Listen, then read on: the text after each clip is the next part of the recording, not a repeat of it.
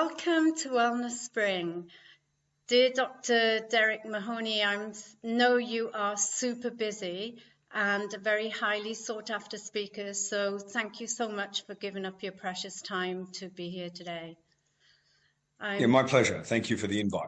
Pleasure. I'm so grateful to Patrick McEwen, the founder of Oxygen Advantage, for mentioning your brilliant work when I interviewed him recently.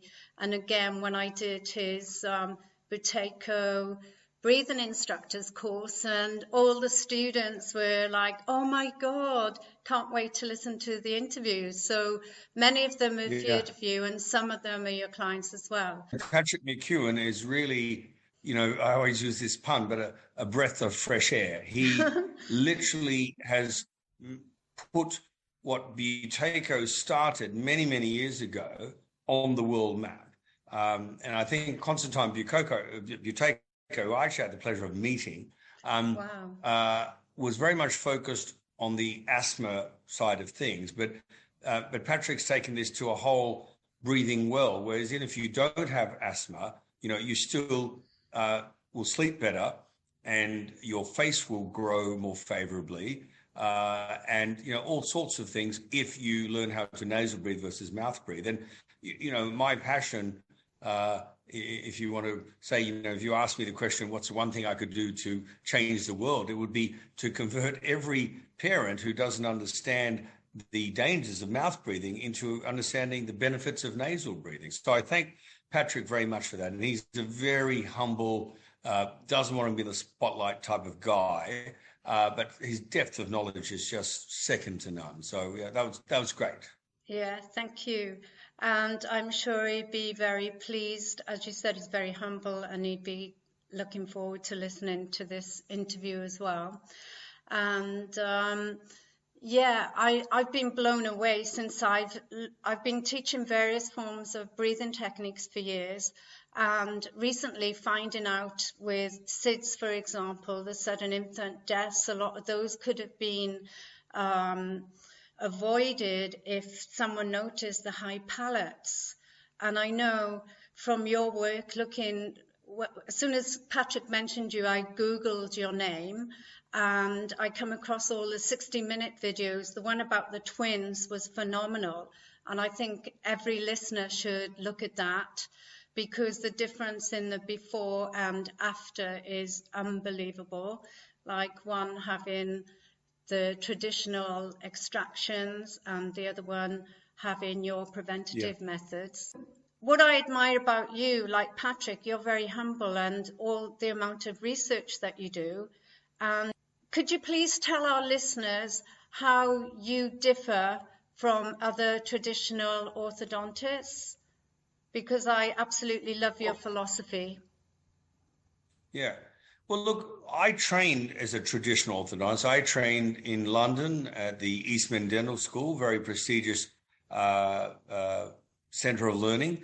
But unfortunately, the program there is very much focused on moving teeth, So if you had crooked teeth, I was taught that you just created room by pulling some teeth out, putting braces on and getting the teeth into the space you'd created. And when I graduated, which was, after 3 years, I thought, I knew it all, and it was wonderful. And then I was just very lucky during my time in Europe to come across a colleague, Professor Sten Linda Aronson, who was back then researching what facial changes occur in kids who had nasal obstruction, in particular large adenoids, and kids who were breathing normally. And it was amazing, his research. And it really got me interested in this whole, what could airway have to do with growth of the face? So then I came back to Australia and I started practicing, and I was kind of, trying to find some more information on early treatment, on breathing, on facial changes, and nothing was happening in Australia. It was very traditional. It was like exactly like being back in the UK. And I thought, wow, Australia is such a progressive country. Surely this needs to change. And so I took a journey, probably took me a year, and I listen to everyone in the field. I listen to people like John Mew, who Patrick knows very well, and his amazing study on the twins, comparing again facial changes if you treat late versus early. And I listened to I met actually at one of John Mew's seminars a chap called Bill Hang, who has become a good friend and colleague of mine over the years, and he's another progressive orthodontist in the US who again now understands that if you straighten someone's teeth and you don't look at their face and you don't look at their airway, it's almost like rearranging the deck chairs on the Titanic. So I've gone from focusing on teeth to focusing on good breathing, a good looking face, which is a good airway. And this has become a passion of mine, not just in the way I practice now, but also in what I try and teach my colleagues and dentists and chiropractors and physiotherapists and anyone who wants to listen, to be honest with you. Because I think I read through one of your emails. You've been the victim of the old school orthodontics, much like me and much like John Mew. We've all had good teeth removed for no reason. I look at I was able to, when I became a dentist, I actually went back to my treating orthodontist for work experience, and back then I still didn't have any clue about orthodontics. I was just out of high school. And I dug up my orthodontic dental records, which I ended up keeping. And when I graduated as an orthodontist and started learning newer techniques, I realized what a horrible treatment I had. I had very mild crowding. I had a recessive jaw, what we know as class 2. And I should have had arch expansion to make room and encourage my lower jaw to grow forward. But instead, I had to wear this horrific device called a head brace or headgear that pulled my upper jaw, my maxilla, back.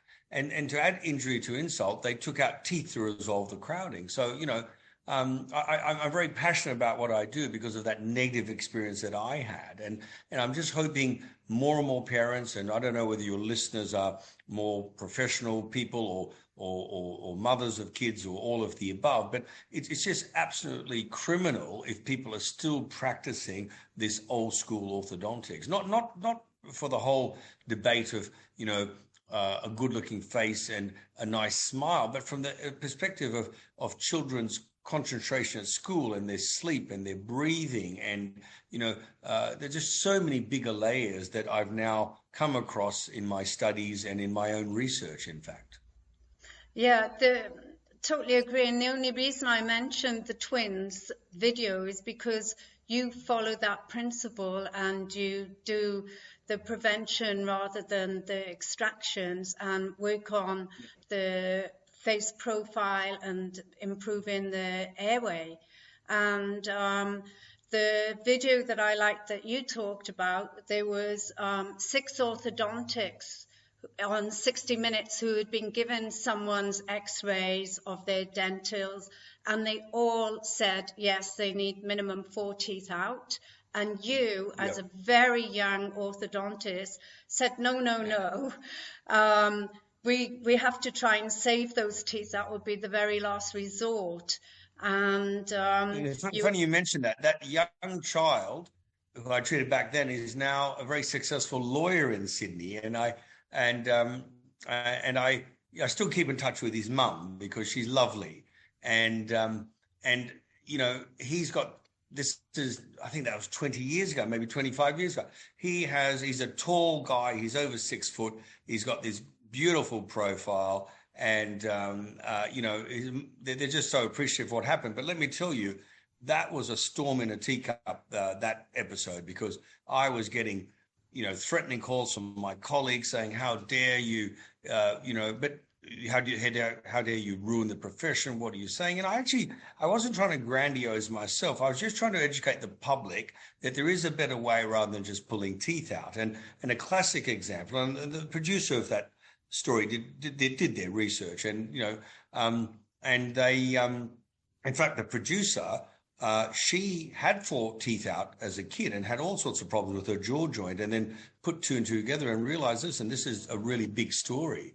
And to this day, I think of all the 60-minute stories in Australia, at least, it's been the most watched thing. So I'm glad it changed a way that parents think, and now parents are coming in demanding early treatment, demanding non-extraction treatment. And, I wasn't there to in any way cause animosity amongst my professional colleagues. It was there just to say, look, there is an alternative. And at the end of the day, what's wrong with the parents seeking an opinion? But I think a lot of orthodontists who rang me and made, very, very disparaging comments were those who the week following that airing of that program had patients cancelling their appointments that were booked in to have teeth out. It was quite extraordinary. But things have changed a lot in Australia since that story. I've met a lot of younger orthodontists now who are very much doing what I do, which is great to see. And I'm not sure in the UK, when I speak to my good friend and colleague John Mew, he still seems to think it's gone back to what it's been for years. But what a shame and what a pity. Yeah, I think the world is changing because a lot of people are into quick fixes. So maybe they don't want to do the work on themselves, all the exercises, involved, and they're quick for the quick solution of having extractions and the braces, but don't realize all the complications. And I see that every day.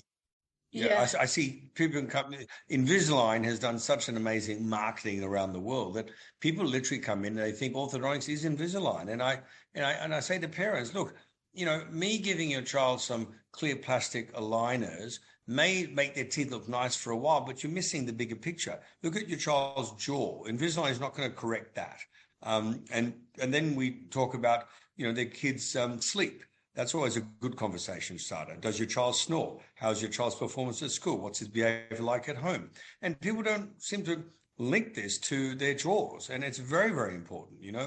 I remember if your listeners have ever read a book, it's called Your Jaws, Your Life, and it's by Dr. David Page, and he links all the relationships of many systemic health disorders to having a jaw problem, and it's very, very good reading. Things like a higher chance of bedwetting where you've got a narrow palate, obviously the sleep apnea of the recessive lower jaw, but increased chance of grinding your teeth, increased chance of jaw problems. And it's very, very good for parents to understand that it's not just about straight teeth. It's about giving your child the best you can give them and the time to treat. That's the other controversy. Parents always say to me, look, I had braces when I was in high school. Why is it we're treating young Johnny while he's still 7 or 8? And I explain to them, because what we're trying to do is change his facial growth. And by the time young Johnny gets to year 7 or 8 in school, that's already finished and we've missed the boat. So it's very important to educate parents because, mums want the best for their children. I've never met a mum in my 35 years in the profession who've come in and said, look, I just want the cheapest option for my kid. I don't really care about the consequences. They all want the best for their kid. And I find many of them are possibly getting shortchanged because they're not being given these options. And that's what John Mew has been so passionate about for so many years in the UK, much to the detriment of his own career, where, I guess, shall we call them the powers of darkness there, have tried to revoke his license because he's kind of like that prophet in the wilderness. And I just think it's everyone has the right to make their own decisions, and they need to be given enough facts in that regard. And the more you read, and I know you've read a lot outside the box, the more you realize that this is just common sense. Yeah, and I think a lot of people are lacking common sense today. They're so quick to look on the internet, look on Google, they're addicted to their phones, and they believe everything they read rather than doing their own research.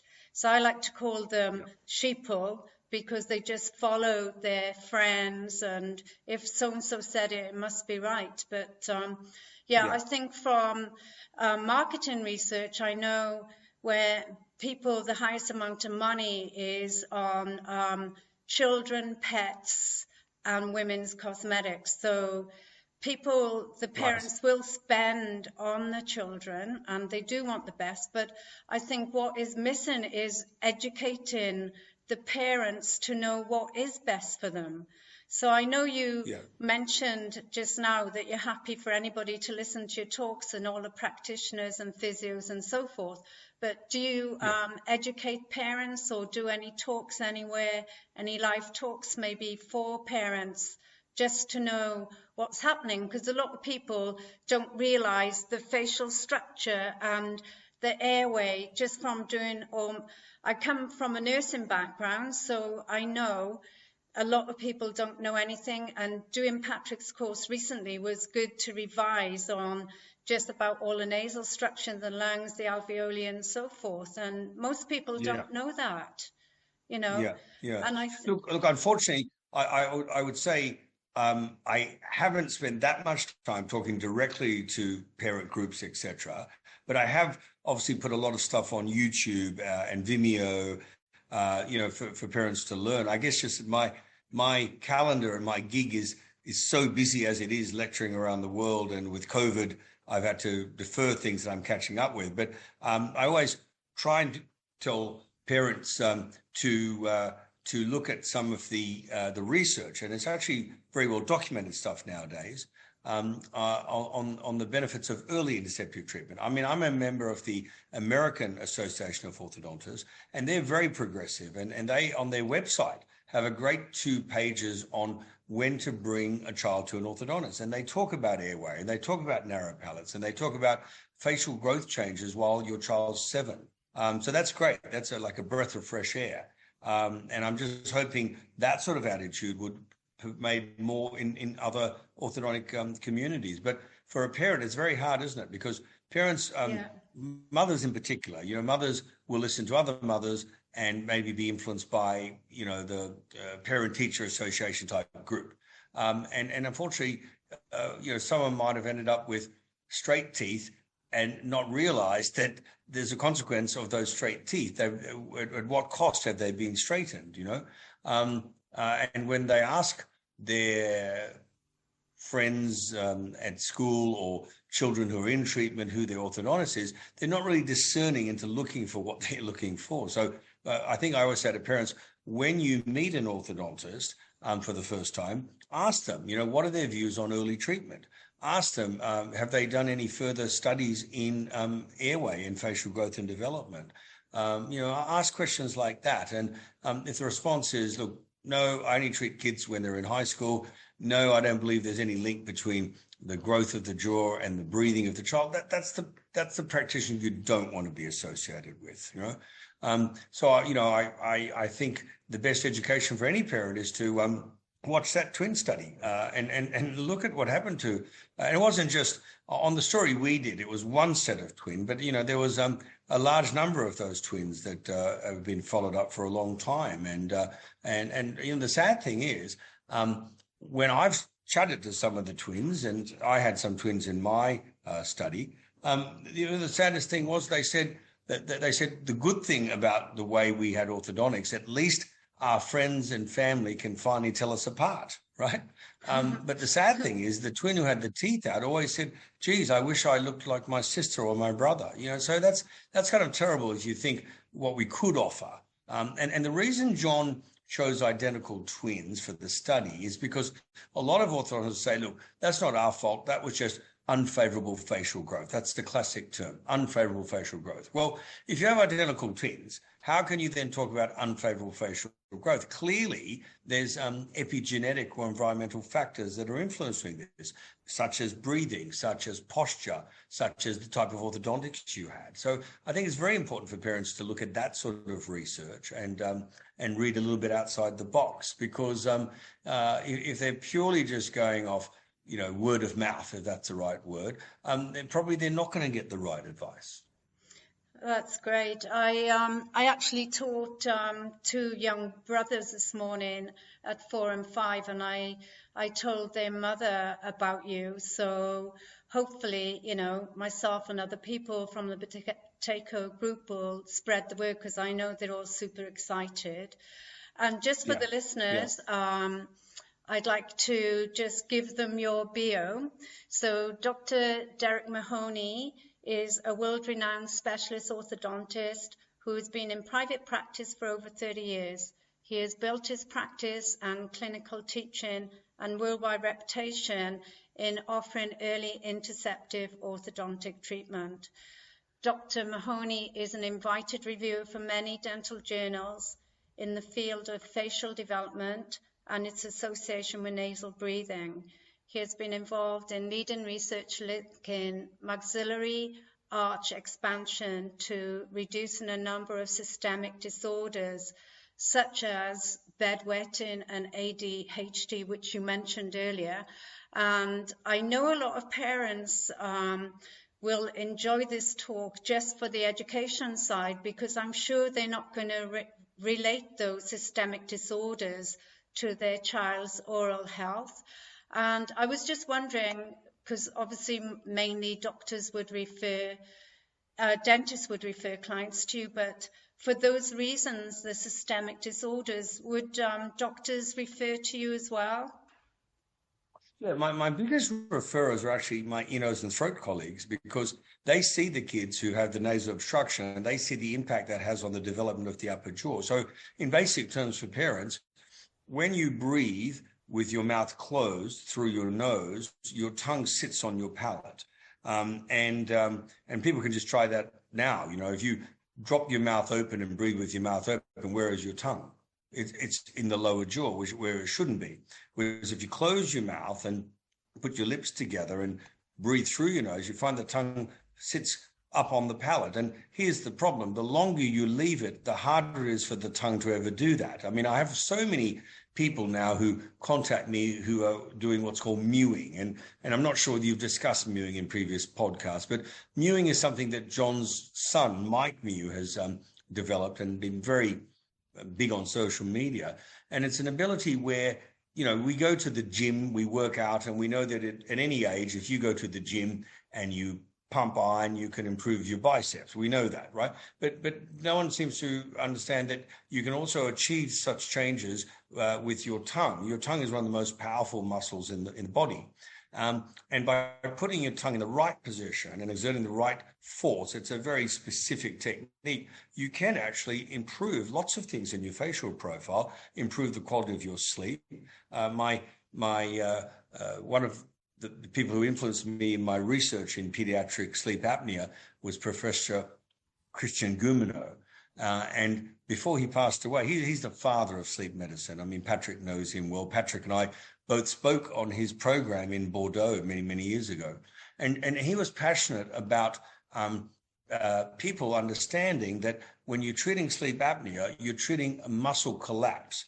And the best way to prevent that is to strengthen those muscles. And he always used to quote that classic research from the British Medical Journal, I think back in 88, where they showed that one of the best ways to stop snoring is to learn to play the didgeridoo. That's amazing. Why? Because the muscles that you are using in playing that instrument are the same muscles that collapse. So I'm all about not just fixing the airway, but I'm about rehabilitating it. Because if you don't rehabilitate those muscles, everything else you do is going to collapse. I mean, Tom Graeber, who was the person who was the chairman of the American Orthodontic Association for many years. His son is also an orthodontist.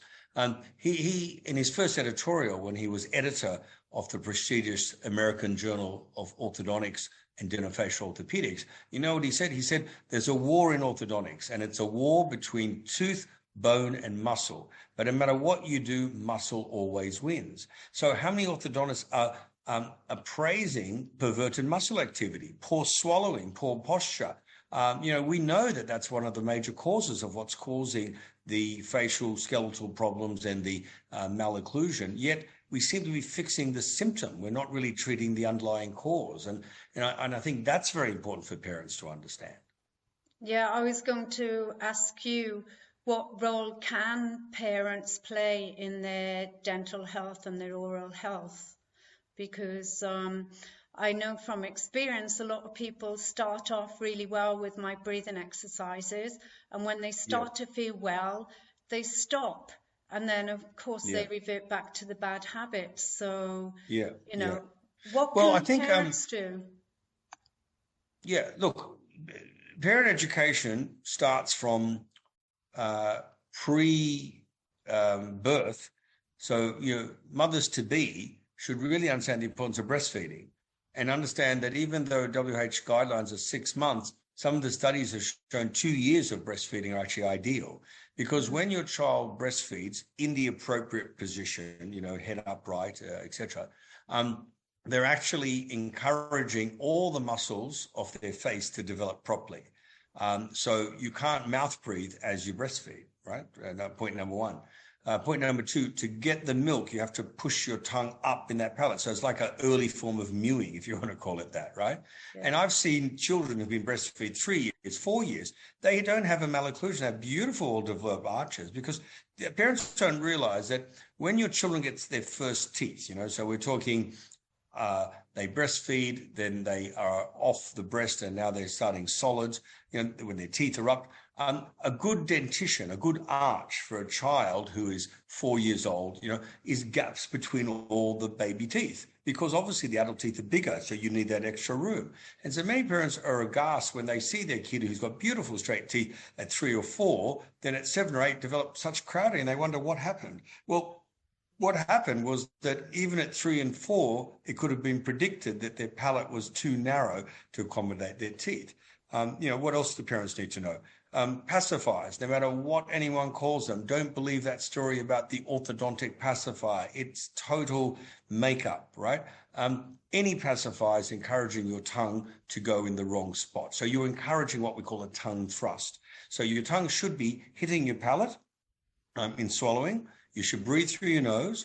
Children who are bottle fed or use a pacifier or suck their thumb, they develop the wrong tongue posture. So what's happening is their buccinator or their cheek muscles takes over. The tongue's not doing its job. So that abnormal swallowing, that abnormal breathing is squashing their top jaw, and they're developing more of a malocclusion day by day. And it has a roll-on effect on the lower jaw, because when the top jaw becomes constricted, the lower jaw drops back. So these are the sort of things that I think parents need to understand, that if you want to do true interceptive orthodontics, you've got to intercept at a much earlier age. You've got to look at your child's sleep. Are they sleeping with their mouth open or closed? You've got to look at their child's posture. Do they have a forward head posture to compensate for their poor nasal breathing?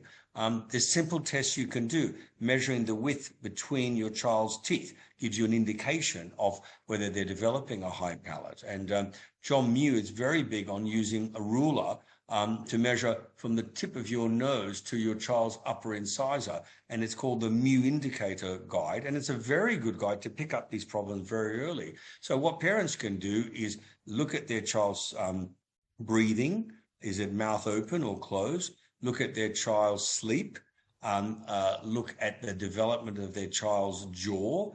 And really be proactive in saying, listen, things are not developing as far as I can see the way they should. So, maybe we should find out what's going on. And some of the best things a parent can do is fix their child's airway. If they can resolve whatever it is, whether it's an allergy or whether it's, inflamed lymphoid tissue, adenoids, tonsils, or whatever that is, if they can change that early, and here's the thing, and then re-educate the brain, right? Because I have many very good ear, nose, and throat doctors who feel their job is done once they've cleared the plumbing. So I have ear, nose, and throat doctors who tell me, we've taken the adenoids out. There's no reason why Johnny shouldn't be able to just now breathe through his nose. But we all know that simple removal of the adenoid in a 7-year-old doesn't mean that their breathing pattern will change. For 7 years, they've been a mouth breather. We teach our children how to talk. We teach our children how to walk. We've got to teach our kids how to breathe properly. And I think what your group is doing is fantastic, because, when I started getting into Buteyko and breathing well, I read outside the literature and I realized this is nothing new. If you look at what Confucius was saying with yin yang and where the tip of the tongue should be, and you look at all the ancient yoga techniques, they're all deep breathing. They're all about the tongue being the right position. So it's just taken us so long to wake up to what has really been there. before, I don't know, is it the word modern medicine came about. I think that deeper breathing that the Buteyko technique teaches, because as you well know, there's so many children who overbreathe. They shallow breathe, and their brain is set into that mode. And as a result, they need to drop their mouth open. I mean, we can talk about carbon dioxide. And when I do sleep studies for children, I'm looking at what's called endpoint titration. In other words, what oxygen exchange do they have and what CO2 levels do they have? Because CO2 is an important determinant of regulating the body's pH and the breathing and et cetera, et cetera. So, so much to, I mean, that's launching into a whole nother topic. But I mean, do you recommend to your readers some of Patrick's books? Because they're really good. And there's a couple that are written specifically for parents. And I gained a lot of knowledge from reading those even before I met Patrick. Thank you. And besides the children, because a few of the students asked me, some of them have got crooked teeth, and, my partner always laughs about people in Britain. He thinks most of them have got really bad aligned teeth. Are they too old for them to make changes now? Because I believe the cranial sutures don't stop moving until we're 80. Yeah, look, you're never too old to have something done with your teeth, but unfortunately you miss the natural growth and development of your face when you're an adult. That's what it comes down to. And many people have, including myself, we have been able to widen an adult's palate at any age, but it's a different way of doing it, I don't believe that mewing has as good appreciable change on a non-growing individual as a growing child. I believe when you expand in a non-growing individual, there's more chance of the teeth tipping rather than the jaw changing. We use newer techniques. I'd love to introduce you to my good friend and colleague, Professor Won Moon, who's developed a technique specifically to develop adults' palates that are narrow and can't breathe properly. And it's not surgical, because up till now, if you were an adult, if you and I wanted to have an ideal palate and broad jaw, unfortunately, we'd be on the realms of doing like surgical expansion, which is a big surgery, right? It's called a Lefort osteotomy. And I did many of those. But now I use a technique that Won Moon has developed, where you put these things called anchor points in the palate with local anesthetic. There's no surgery. There's no going to a hospital. And you get tremendous changes in a lot of the adults. So the answer is, yes, you can do things with adults, but the results are not going to be as great as the growing child, because growth is against you. However, that's not to say, well, you're an adult, you've missed the boat, there's nothing I can do. Just don't be an adult who thinks that lining your teeth up with whatever brace is currently available, whether it's Invisalign or a modern bracket, is going to give you those changes. It's not. It's going to be working with your breathing. It's going to be developing your upper jaw. It's going to be postural changes of your lower jaw. I have many adults I treat for snoring, where I make them a simple appliance where it holds their jaw forward at night so their tongue doesn't flop on their palate. Many mums and wives listening, if your husband's snoring at night, that's not a good thing. There's a chance he's probably not breathing well. I always say, I asked my mum once when I was, before I even did dental school, I said, Mum, what would you like for Mother's Day? And she said, if you can get me anything to stop your father from snoring, it'll be the best Mother's Day present ever. And that always stayed in the back of my mind. And, and you talk to the average lady whose husband maybe 45 or older, having a few more drinks before he goes to bed, maybe putting on a few more pounds. And of course, his sleep is disrupted. And unfortunately, his noise of sleeping is affecting her sleep. We all know that. But it's very simple things you can do even at that age to change the jaw without doing surgery. And it's all about keeping that tongue away from the palate. So I do a lot of non-surgical development in my adult patients. I do postural awareness changes of their jaw, and I make them appliances they wear at night to keep that jaw and that tongue away from the back of the throat. Because a lot of these people, particularly adult males with big neck sizes, effectively their tongue is choking them during their sleep. and changing their tongue with things such as mewing or myofunctional therapy is what it's all about. And then there's a whole other conversation. So many of these people have never been checked for tongue tie. So, even though they want to do these exercises, they physically can't because their tongue is stapled to their palate. So many of these people want to do these exercises, but they can't get their tongue up because their palate's so narrow, So it is a combination therapy of widening the palate, making sure the tongue is mobile, and breathing through your nose. And if you can do that at any age, you will see an improvement. But you can't say the improvement will be as great as the growing individual. The magical age, if you want to get forward growth and get all this fixed early, is between 7 and 9. For some kids, I do it even earlier if they have sleep apnea and they're facing a long-term CPAP use. But on average, 7 to 9 is where you're going to get all the benefits of what I'm teaching and preaching and talking about. But don't be disheartened if you're 30 and you have all these problems I've discussed and you think, oh, geez, I can't do anything. I've missed the boat. You can, but you've got to come in there realistically of what is possible and what's not.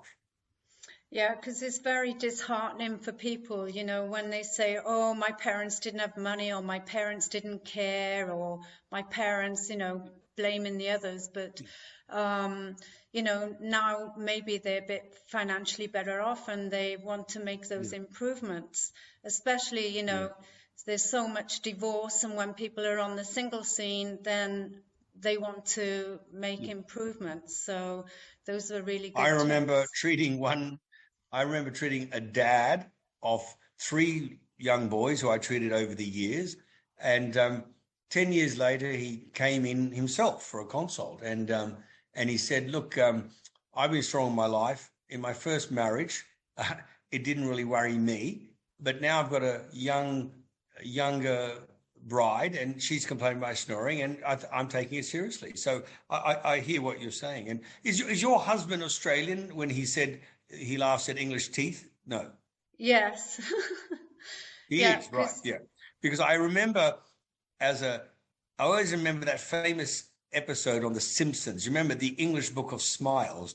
And they were using it to scare, I think, one of the kids. And I guess it's changed a lot. But when I trained in England, I would say certainly having crooked teeth wasn't necessarily a big thing, right? Not like America where everyone needs to have that Hollywood smile.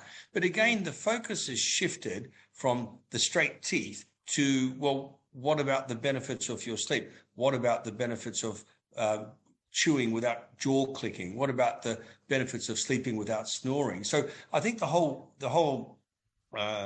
focus has changed, and certainly in the UK, there's quite a big movement on holistic, dentistry and holistic medicine, and getting away from the over-medicated, where you go to a doctor and every ailment you have has some sort of prescription with some tablet to cure it. Well, we know that that's not always going to help.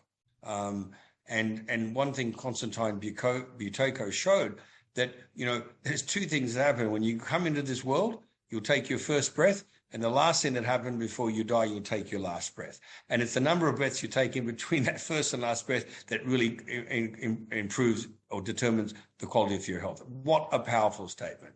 What a powerful statement. Yeah. And I just think people find out too late. And I do get a lot of patients who are so upset. They said, look, why didn't my orthodontist talk about this when I was younger? Why didn't my parents take me to someone who expanded my jaw rather than take TCAT? I get all that, and I feel sorry for that person. But that's not to say, well, look, I'm just going to be miserable all my life and pervert that misery to other people. You can do lots of things to improve your health, and talk to other people about your negative experience and explain to them of what you could be doing, what is a better option. There's all these things. But you could write a whole book on all those poor old people like yourself and myself and John Mew who had old style orthodontics. And back then there was no alternative, I guess. But right now there sure is, and it's terrible that people are still allowed to get away with this sort of treatment. Yeah, I totally agree. And I'm consciously aware of the time, so I just wanted to say very quickly, because you're not only an orthodontist, you're a businessman as well. And I know you've got 5 practices here in New South Wales and 1 in Melbourne. So if there was someone starting out, what tip would you give them? Well, I think the biggest tip if they're starting out in my profession would be to um, uh, learn about airway. I never had one lecture on airway and the importance of breathing during my 3 years as a postgraduate student or my 5 years as an undergraduate student, right? I was just, as I said, I believe in fate and I believe that I was in the right place at the right time. I was dating a lovely young woman from Scandinavia, specifically Sweden, and I spent a lot of time in Stockholm. And during my time there, I met one of my colleagues, as I said, Linda Aronson, who started talking all about airway is more important than anything else. Think airway first, teeth last. And so I was so lucky to have that early in my career because, so I'm saying, doesn't matter where you train, and if you didn't get any lectures on this, don't blame your faculty. Blame yourself for not then thinking outside the box and taking other courses. I mean, John Mew, God bless him, is 94 years old. You listen to him before it's too late. There's just so many things. So I think if you're a young orthodontist starting out, two things.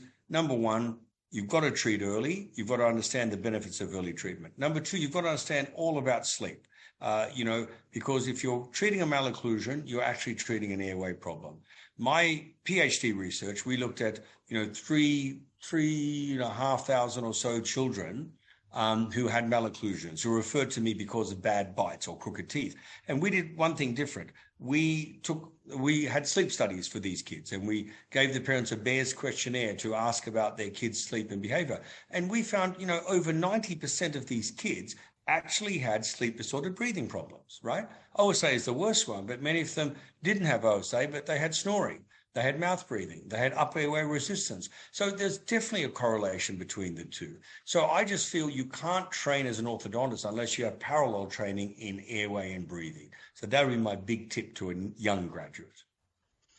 Thank you very much. And thank you for all your wonderful tips that you've given tonight. And I will share your website and all your social media links with the show notes so that people can contact you. And can people contact you directly, or do they need to have referrals for sleep studies or just a consultation?